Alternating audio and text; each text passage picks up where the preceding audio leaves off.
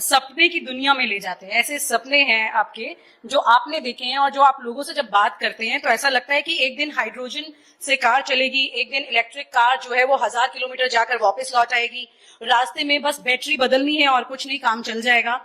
और लोग सोचते हैं कि एक दिन एथेनॉल के जरिए फिर से प्रदूषण खत्म हो जाएगा, गन्ना किसान भी मालामाल हो जाएंगे और दिल्ली से 100 से 150 किलोमीटर की स्पीड पर बिना कहीं रुके या बिना किसी जाम में फंसे कोलकाता, चेन्नई, मुंबई, ये सब आधे समय में घूम के लोग आ जाएंगे।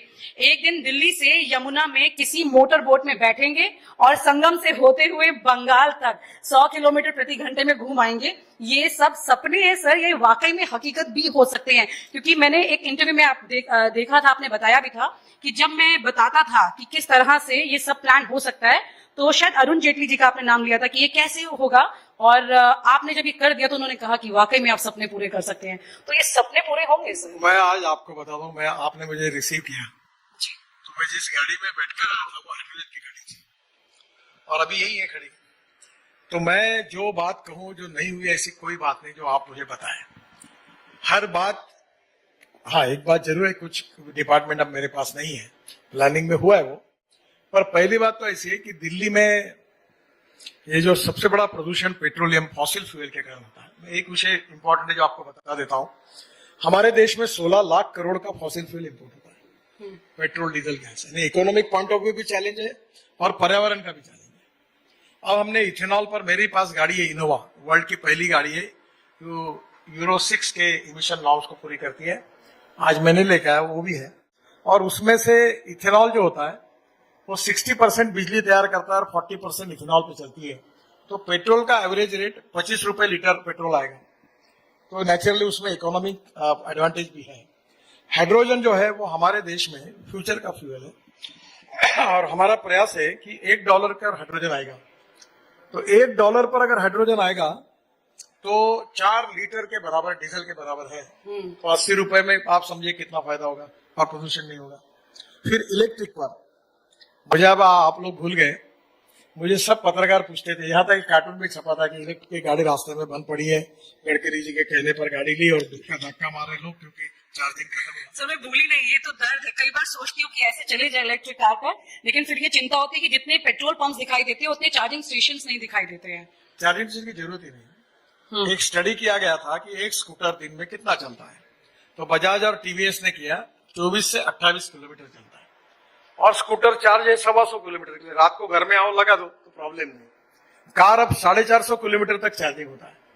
कार एवरेज चलती कितनी है? 100-125 किलोमीटर।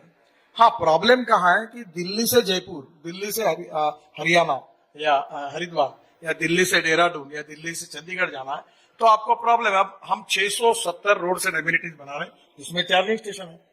आप वहां जाकर थोड़ा सा चाय पानी नाश्ता करिए, अपनी गाड़ी चार्ज हो जाएगी। तो आज देश में 85,000 बसेस निर्माण करने की हमारी क्षमता है और आने वाले 2 साल में देश में 1.5 लाख इलेक्ट्रिक बसेस आ रही।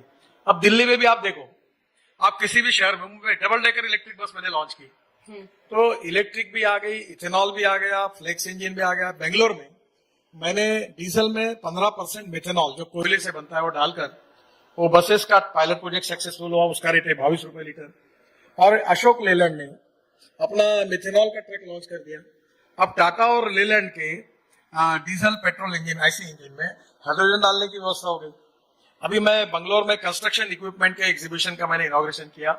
जेसीबी ने खुद मेरे घर पर 10 दिन पहले पूरा सीएनजी पर चलने वाला जेसीबी लॉन्च किया। और इस जेसीबी, अब आपको एक बात बताता हूँ, हाँ बाद में इतनी इलेक्ट्रिक और हाइड्रोजन और मिथेनॉल पर, इथेनॉल पर सब कन्वर्ट हो रहे। हमारे 1 लाख करोड़ की इंडस्ट्री केवल कंस्ट्रक्शन इक्विपमेंट की है जो पूरी तरह अभी बायोफ्यूल और अल्टरनेटिव फ्यूल की तरफ जा रही है।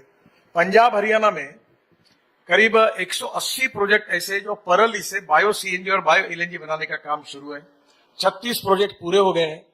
तो परली जलेगी नहीं तो आप क्या प्रॉब्लम रहेगा? पानीपत में इंडियन ऑयल ने एक प्रोजेक्ट डाला है जो परली से 1 lakh litre bio ethanol, 150 tonne bio bitumen और बायो एविएशन फ्यूल बना रहा है। अब हवाई ईंधन में 1% एविएशन फ्यूल जाएगी और धीरे धीरे वर्ल्ड में 5% जाएगी। और मैं ये मानता हूं कि एक समय सब हवाई जहाज किसानों ने तैयार किए हुए बायोफ्यूल पे जाएगी। आप 3 साल पहले 26 जनवरी के कार्यक्रम में हमारे फाइटर जेट और हेलीकॉप्टर 100% बायो एविएशन फ्यूल पे चले।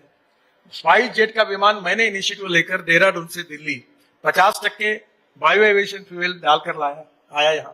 तो मैं आपको एक बात बता रहा हूँ कि अभी बाम्बू से नुमालीगढ़ में इथेनॉल बना रहे इंडियन ऑयल, और मैंने उनको सजेस्ट किया कि बांग्लादेश को जो पाइपलाइन है पेट्रोल डीजल की, वो पेट्रोल के लाइन में 20% इथेनॉल डाल दो, ताकि बाम्बू के कारण लाखों नॉर्थ ईस्ट के युवाओं को रोजगार मिलेगा और इथेनॉल से कीमत भी कम होगी, प्रदूषण भी कम होगा, इंडियन ऑयल का भी फायदा होगा और बांग्लादेश का भी।